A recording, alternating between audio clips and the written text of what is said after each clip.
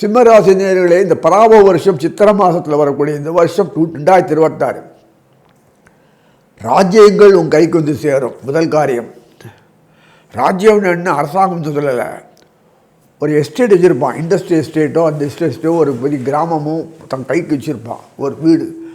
அது இத்தனை நாளாக ஏதோ பிரச்சனைகளிலிருந்து மோடிப்பட்டு ஏதோ ஆயிடுத்து, திருப்பி அது கிளியரன்ஸ் ஆகி திருப்பி வந்து சேரும். நீங்கள் தான் அவங்க எஸ்டாப்ளிஷ் பண்ணுவீங்க.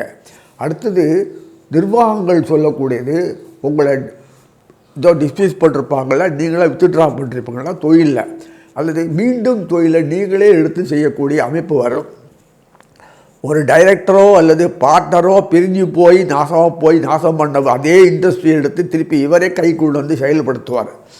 இது ரொம்ப ரேர்.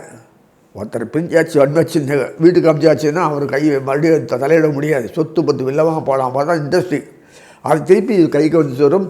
புலர் நிர்வாணம் பண்ணி மறுபடியும் எஸ்டாப்ளிஷ் பண்ணி லாஸை மெயின்டைன் பண்ணி கிளியர் பண்ணி ப்ராஃபிட்டபுள் இண்டஸ்ட்ரியாக ஆக்கிடுவார். அது இந்த மாதம் அதுக்கு வரும்.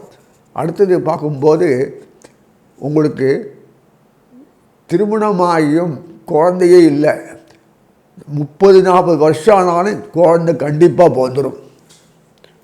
அதே மாதிரி பிரிஞ்சு ஹஸ்பண்ட் ஒய்ஃப் பிரிஞ்சிருந்தாலும் சரி, அவங்க ஒன்று சேர்ந்துருவாங்க. இதெல்லாம் நடக்கக்கூடிய அமைப்பு.